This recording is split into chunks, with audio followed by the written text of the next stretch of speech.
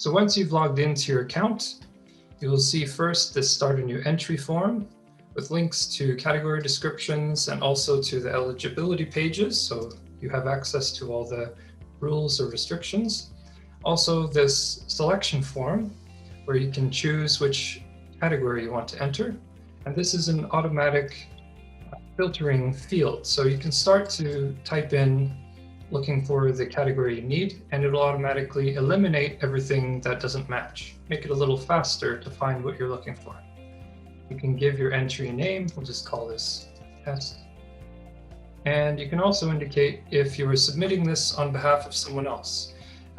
Sometimes you might be a design agency who's handling the entries for multiple association members. And in that case, you can put in the association member's company name and also the contact name for the person from that company. So we'll just choose one of these, start a new entry. So here we have the name of the entry we just set, which you can edit right there, the name of the category, any of the requirements or description that the admin team has set for this category, as well as the deadline for entry submission.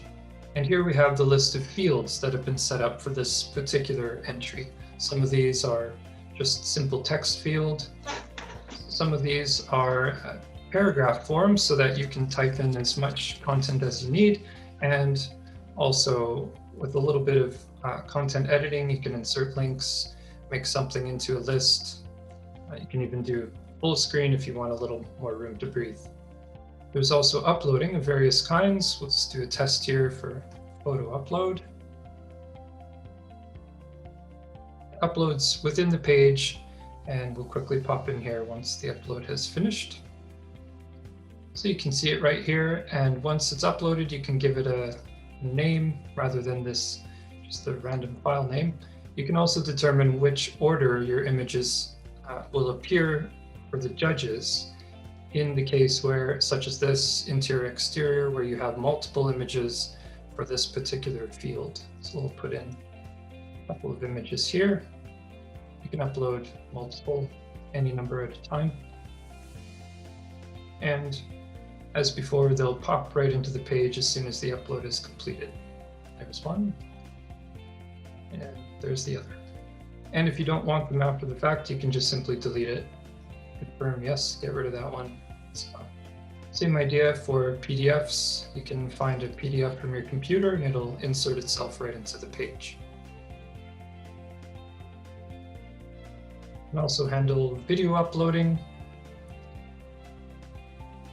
And if you need to give design credit, if you've worked with an agency, you are submitting this entry yourself, but perhaps the images or the videos or anything else you are using in your entry has been done on your behalf by a design agency who made some nicer content for you to use. You can give them credit in here. Once you are ready to complete your entry and add it to cart, just press the Add to Cart button, and it shows up here in the cart, showing the total that's owed. And along the side here, you can also see if there are other entries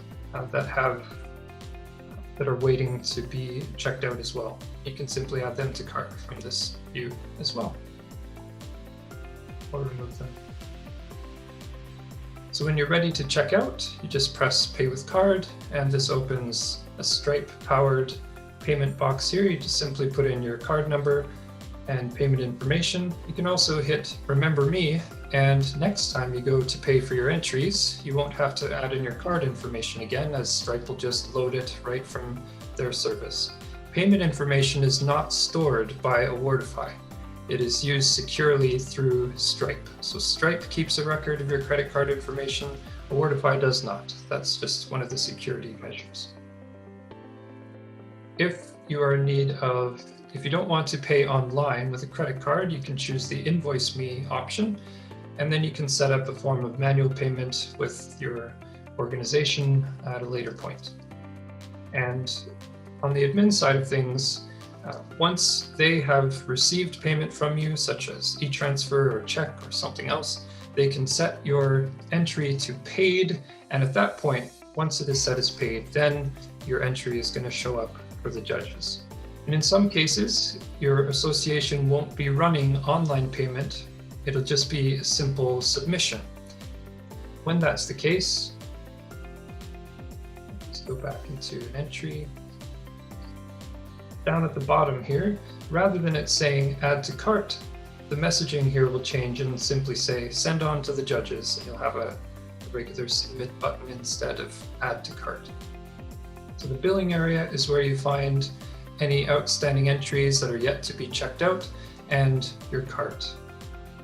In the settings area, you can update all of your regular account information, as well as, if you choose to, you can choose amongst the higher level category groups if you don't want to be bothered with categories that don't necessarily apply to you. And that will change the categories that you find in the start form when you're about to begin a new entry.